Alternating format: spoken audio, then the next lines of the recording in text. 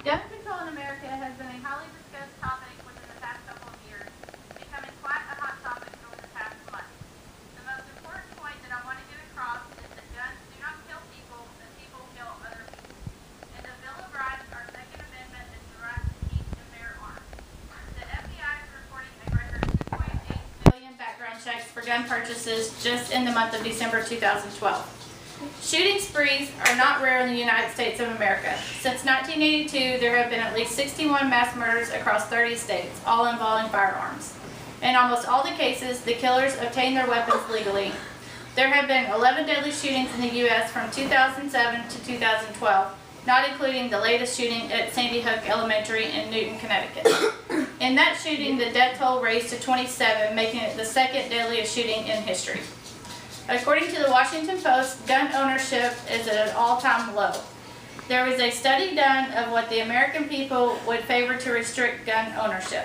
Favored are background checks, ban semi-automatic weapons, ban high-capacity clips, and no guns for the mentally ill. Felons or require a gun registration. There is a very low rate for favoring limiting the number of guns that an individual can own, as well as banning guns altogether. While I don't believe that banning guns completely is best for America, I do believe that restrictions are strongly favored. In the most recent shooting in Newton, 20 students were amongst those that were killed, 6 were teachers, and the gunman himself made the death toll 27. The shooter was a 20-year-old that had a severe case of Asperger's disease. He used a gun that was registered to his mother. With the stricter policy in place, he would not even qualify gun ownership due to his mental illness. Virginia Tech was another school shooting where there were 32 killed, 17 wounded, and the shooter committed suicide. This shooting is categorized as the most deadly shooting incident by a single gunman in the U.S. history. This shooter had a mental illness, which means that he should have been banned from owning any type of firearm. Aurora, Colorado's movie theater shooting at the premiere of The Dark Knight was a massacre. 12 people were killed by a 24-year-old shooter. 58 were injured in this attack. The shooter was armed in this instance with a rifle, a shotgun, a handgun, and wore a gas mask. He set off tear gas, and when people started running, he started shooting.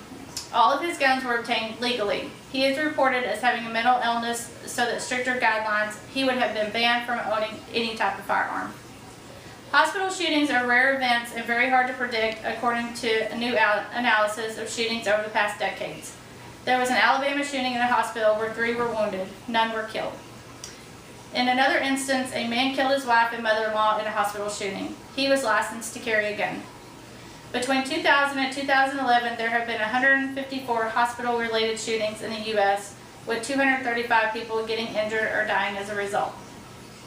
While I don't believe that people should not have their Second Amendment honored or have guns taken away from everyone, I do believe that there should be stricter restrictions on the pre-qualification process, and that guns should remain locked up where they cannot be accessed by people who are not licensed, and especially kept out of the hands of people that choose to cause harm to others. Most of the shootings that have occurred have been by people that have mental illnesses or tougher restrictions, when firearms would keep out of these hands.